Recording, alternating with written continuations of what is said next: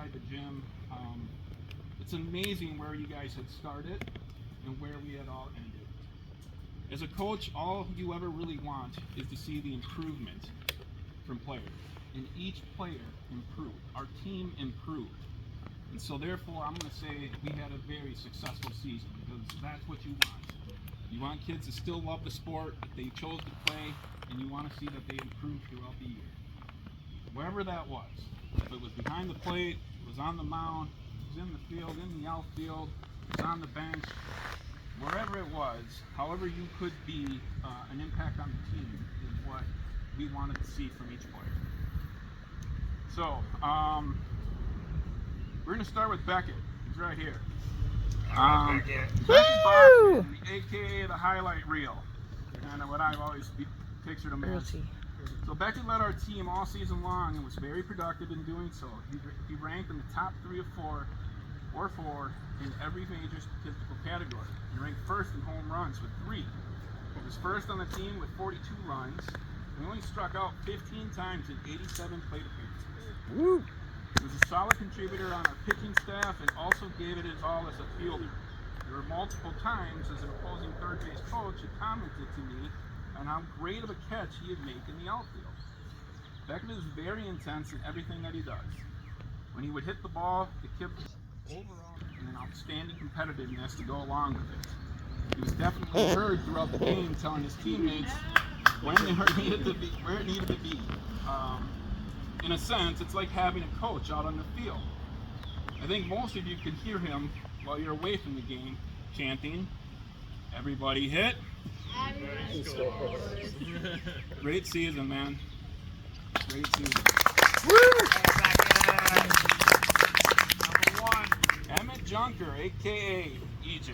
Right? I was printing off these awards, and the guy looking at them because I went to Office Max to take care of that. And he's like, 2 Emmets, 2 Everetts. I said, don't forget about a Beckett. And I said, and we had 2 Johnsons and 3 technically EJs. He's like, what? I was like, no, man. Anyway, EJ, you led the team with 35 hits, 10 doubles, tied for triples with 7, second on the team with 41 runs, 25 walks, second on the team with 28 stolen bases. You led our team in batting average, on-base percentage, and on-base slugging percentage, and slugging percentage alone. So, pitching, he had 49 strikeouts in 30 innings pitched, faced 170 batters. That's a little less than a third of the batters he faced that he struck out. And those are really great numbers and all, but something that doesn't show up on that stat sheet is sportsmanship and heart. As any parent would, we would all be very proud to see these stats for the kid, for our own kid. But what really showed is your heart throughout the year. I love the fact that EJ was always there to support his teammates when a player was down. I know of at least a couple times when he had helped teammates off the field after they were injured or hurt. I also noticed him in the dugout trying to cheer players up after striking out or making an error. These are the qualities of a great leader in the making. You had one heck of a season statistically, but be proud of yourself for also being a great teammate. Good job, man.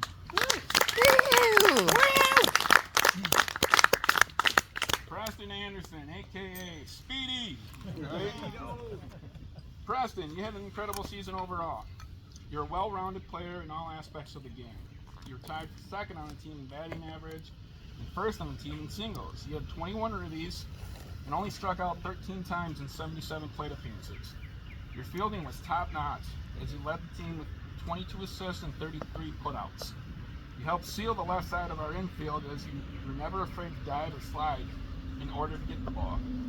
As for your pitching, you had the lowest ERA while pitching a team-high 33.2 innings. You faced 187 batters and struck out 54 of them. Of those 54, 20 of them went down looking. You carried a great attitude throughout the whole season. I honestly think there was only one time that I saw you upset. You were upset after letting up a few hits or walking a couple batters versus St. Anthony, but you seemed to thrive in those moments.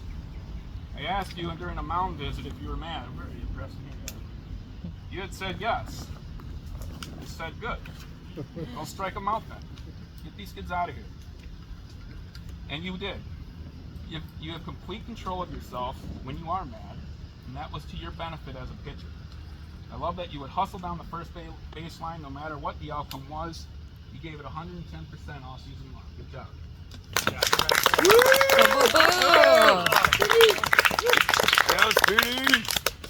Emmett Madison, aka the really loud one.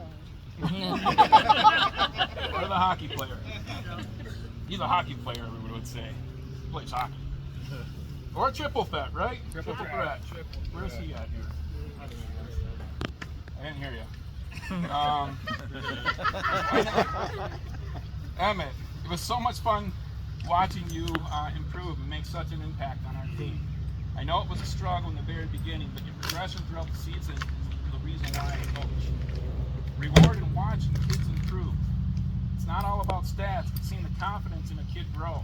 I don't think I knew what your voice sounded like the first couple weeks of the year, and it wasn't until the IGH tournament in Grove Heights when you had started playing catcher. And that's when your whole season started to change. You started to become more vocal, and let's talk about the dub, right? This bat, the new baseball bat, it was night and day. I know bats can be expensive, but as a parent, I would say it was a good investment because, like baseball goes, it just takes a couple hits or a few positive things to happen for it to turn things around. Emmett, you have power, speed, and toughness. Those three things alone will turn you into a really good baseball player. You were second on the team for triples and third on the team with 26 stolen bases. You caught 42 innings and gunned down 3 kids. Your toughness and ability behind the plate opened up a whole new opportunity for our team. You sliding in the home plate and laying there for a picture to be taken was one of my favorite memories. And as a coach, we don't really promote those things, but you know, I wasn't going to say anything because you're having fun. You're living in the moment and being a kid. So, awesome season, man. Great job. Woo! Charlie. He's not here, but we're still going to talk about him. AKA Charlie or Stitches. He didn't like that. He told me to Don't stop. call me Stitches, but I kind of like it because he got a hold of that baseball, the Stitches. Threw it too. All right, so Charlie, you became one of my biggest assets towards the end of the year. Our biggest assets towards the end of the year.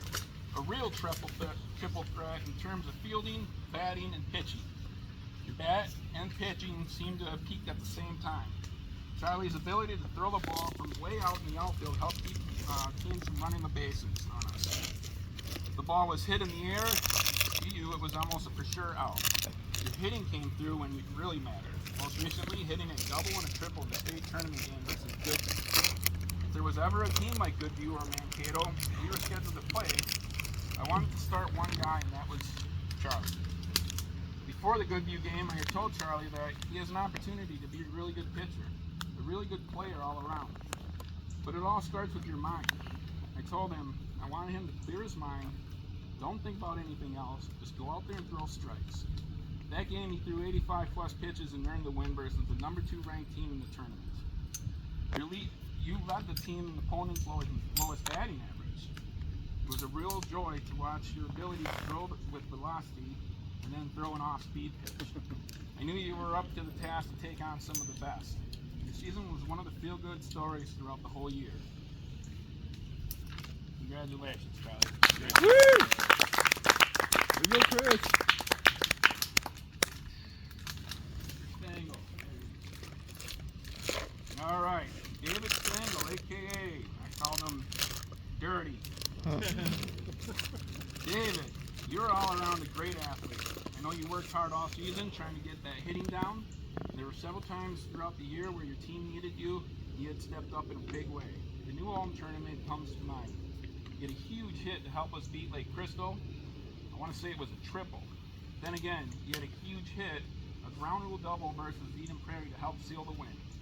Your effort at Lake Elmo when you had a sliding catch in foul territory down the first base line was awesome. Yeah. We also needed you to pitch against St. Anthony. Again, you came up for us big. You can play just about any position. You have a really strong arm and a good glove. If you weren't having a great day at the plate, you're still having an impact playing both the infield and outfield. You probably slid head first more than anyone. If there was a chance for you to go after the ball, you'd give it everything you had. You're not afraid to die for the ball. If your jersey wasn't dirty, you probably weren't having fun. You would ask to break us down or simply reply to the coaches with, "Yes, coach." I love your effort and the respect that you showed up to the coaches all season long. David, you found other ways to make your presence known, and you did a great job doing so. Woo!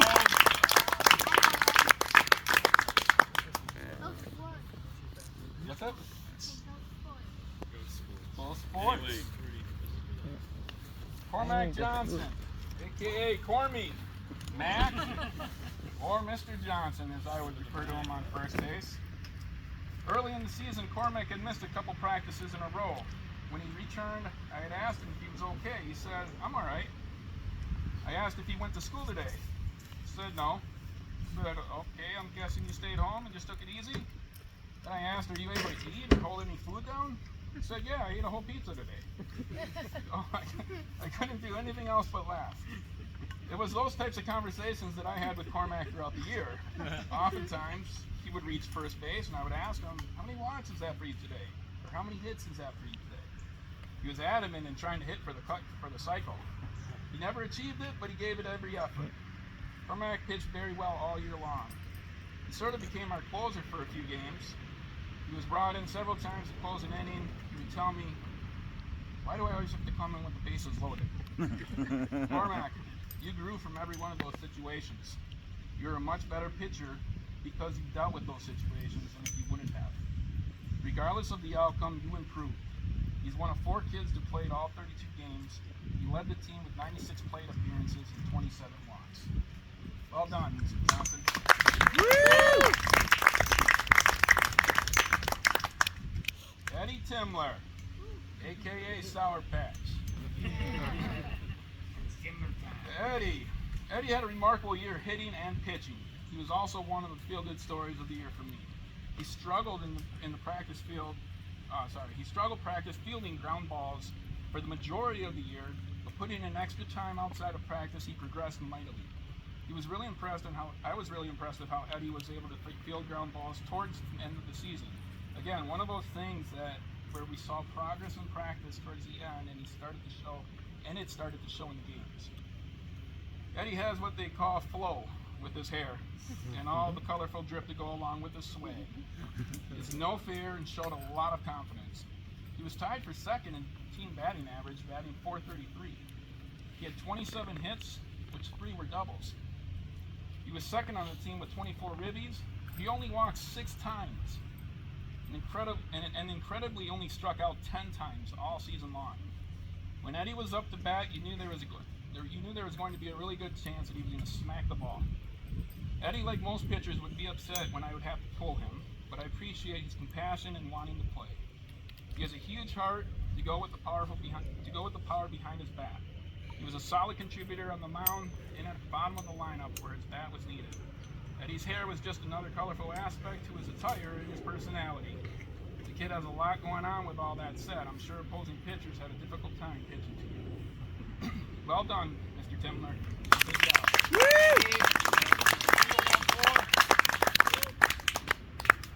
All right, Henry Longbill, a.k.a. the Iron Man. Or Henry, pick your knee up.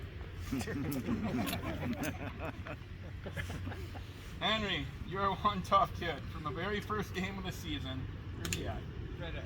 From the very first game of the season, you had already owned the title for the toughest kid. I've never seen someone foul a ball into their face. That play alone set the tone for the whole year on how many nicks and bruises you would endure. One gnarly shiner and a broken pair of glasses later. You managed to put together an outstanding season. Your on-base slugging percentage, and slugging was top-notch. You were second on the team with 31 hits and tied for first with 7 triples. You had 2 home runs and led the team with 31 ribbies. My nights not have been all the same since baseball ended. I miss you asking me if you can pitch, especially during a playoff game. I asked your dad at one point to leave me a coaching opportunity in regards to what an umpire had told me in a Minnetonka tournament. Well, I'm going to finally share what that umpire had told me in front of everyone. It was our Minnetonka White game, so this is our bracket play game. He had told me, "That catcher you have behind the plate is one heck of a kid. He's really good." That's a really nice compliment coming from an umpire and not a kid. meaning kid umpires. Someone that has seen a lot of catchers in his time being an ump. With how much action there is behind the plate, you definitely paid the price with foul balls and everything else. But you did one great job catching for us this year. Really proud of you.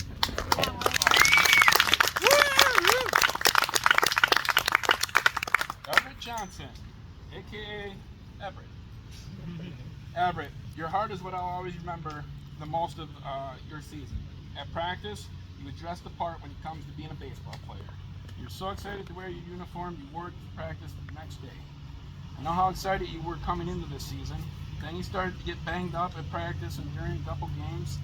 And with that said, there were several times throughout the year that you got hurt. But you would continue to fight through it. You were the only kid to ask me, what can I do outside of practice to continue to play? I told you, keep doing what you're doing. Just keep practicing, playing catch, go to the park, hit some balls, just keep playing. I can tell you love the game of baseball, and as a coach, that is a wonderful thing to see in a kid. No matter how the season is going, I can tell that you still love the game, and that it's your favorite sport. Everett is quietly a really strong, quick kid. In batting practice, he would hit the ball farther than anyone else in some cases. He even won the home run hitting contest at one of our practices. He was tied for 4th on the team in doubles and 2nd on the team with 21 walks. I will never forget the effort that you gave it in one of our games in the Minnetonka tournament. You had ran after a ball full speed and crashed really hard into the fence. You were doing what we were asking you to do, and that's just giving it your all. And that's all we can ever ask for as coaches, to try your best. Overall, it was great to see your confidence grow throughout the year, especially at the plate when the hits were starting to come. Well done, Mr. Johnson. The other Everett, Del Rio, a.k.a. the coach's kid. Or getting over the river, right, Cody? Del Rio, that was another one. Everett, you made me proud. Yes, there was times you struggled with your fielding. But what makes me proud is that you never became disgruntled. You were always in control of your emotions. You remained calm and would work to improve. I know you're the last person that wants to let his team down. As it showed in the Minnetonka tournament versus Tonka White, you struck out to end the game after we were rallying. I ran to you and hugged you, and I told you, don't worry about it. Let it go. It's just a game. You're emotional because you cared. You wanted to win. I love that about you. This game is harder than it looks, but you managed to keep your cool on the field and on the bench. On the ride home, or even at home, you never let yourself get in the way and beat yourself down, which is a very nice trait for a kid your age. Your ability to slap singles to the opposite field kept innings alive and rallies going. You led the team in batting average on balls in play, which means excluding home runs, you put the ball in play constantly, whether it was a hit or an out. You had a .379 batting average, and you were 3rd on the team in line drives. You were 1st on the team in ground ball percentage, resulting in being 2nd with 25 singles. You often found yourself down 0-2 or in a full count, but managed to keep poised and knock out a hit. I'm very proud of you as we worked all year long to get that glove down and close that glove when the ball is there. You're one of 4 kids to have played all 32 games, and you did it like a professional, showing composure and maturity. Good job.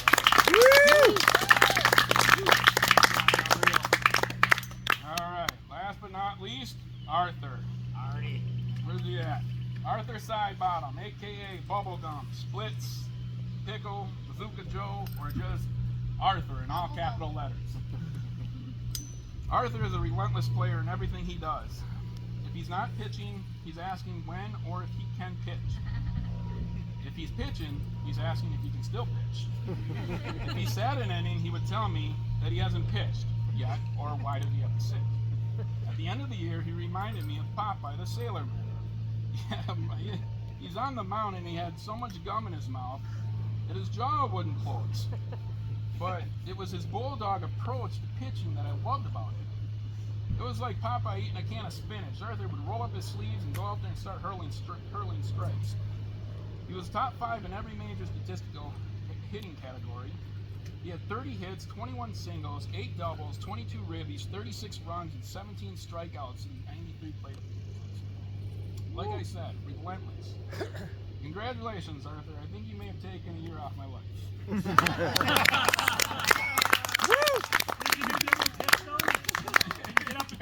Can I still pitch? For those that don't know on base percentage and all these things, right? Really quick, on base percentage measures how often a player reaches base from a base hit, walk, or hit by pitch. This excludes errors or fielders' choices. On base slugging percentage is a calculation of the on base percentage and OBS, which is a measure of total of plate appearances, including hits for power.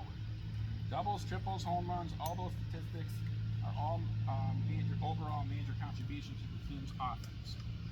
On base percentage, on base slugging percentage, and slugging percentage alone.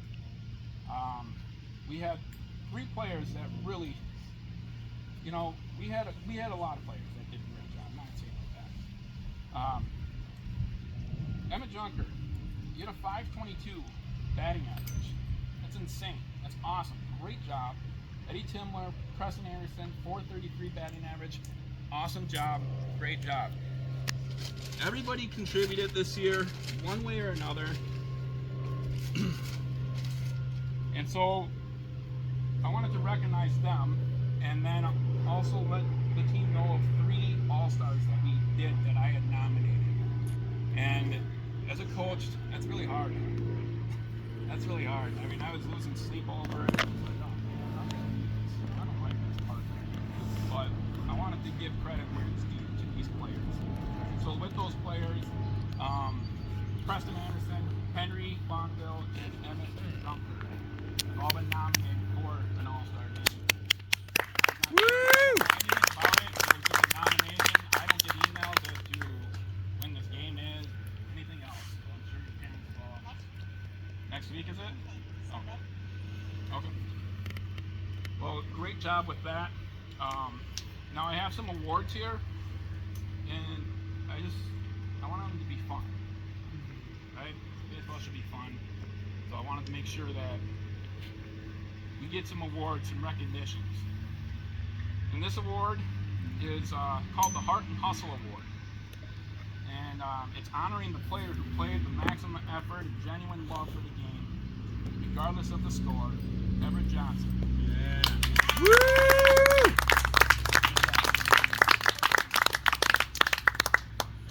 All right, this one's called the Yard Work Award. This one goes to the power hitter. Player opposing pitchers feared because of one swing could change the entire game. Henry Longville. Woo! I know, it was like the Yard Work one too. All right. This one.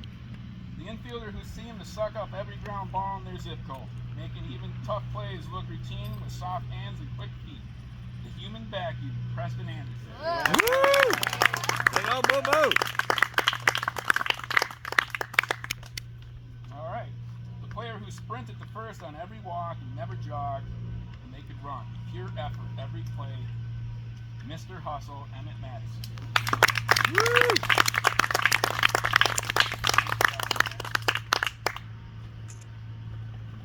All right. Celebrating the player who delivered in the biggest moments. The one teammates wanted at the plate when the game was on the line in the final at bat. The walk-off king, Emmett Junker. Woo! Good.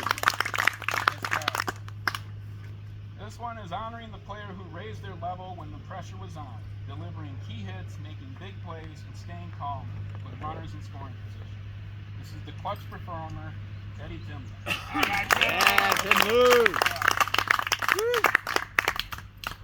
All right, I kind of foreshadowed to this one earlier. The player whose uniform was always the dirtiest because they slid hard, dove for balls, and left everything on the field. The Dirt Dog, David Stengel. Woo! This one is honoring the player who consistently got on base to spark the big innings. The table setter who turned quiet at bats and explosive rallies. The rally starter, Cormac Johnson. Woo!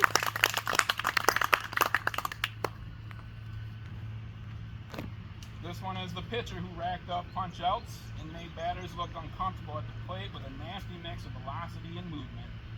The strikeout artist, Charlie Scott. How about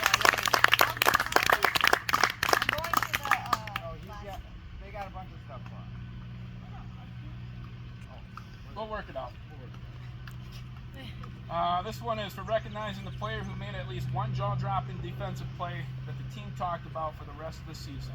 The leather legend, Beckett Bachman. Woo! This is for the player who brings relentless energy and a scrappy, give-me-the-ball attitude to every game. The one who goes after every ball, runs out every grounder, and plays with visible passion. The Diamond Dog, Arthur Seidbach. Well, dude.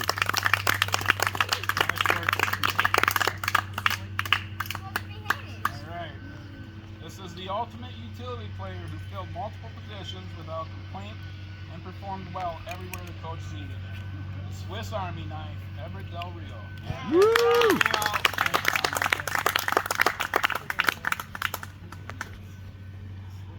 Again, guys, thank you for everything. My wife is not here, but I do want to acknowledge and thank her for everything. The time that took me away from my family, especially the newborn. And during the season, she actually had a serious medical situation going on for herself, where she missed a lot of work. And so we were at home dealing with that. We're at home dealing with the baby. I'm not asking for sympathy by any means, but I just want to acknowledge her and thank her for helping and doing what we do at the house as a family in order so I could be here with your family and your kids. And I'll see you tonight. Woo! Coaches, anything else you guys want to say? I don't want to put you on the spot, but Good job, good job, good job. Eric was always Eric would always know the score in our tournaments to some of the other games, and frantically running around the dugout. I can't do it. I can't deal with it. I don't know how we're gonna do it. And it was heartbreak. It was heartbreak a lot of times, guys. There were 3 times that we went 2-1 in a pool play in our tournament, and we didn't advance. That's heartbreak. Be able to tell you guys, hey, you just didn't do enough. But you guys are all winners in my heart. You guys did a great job. You did everything we asked you to do.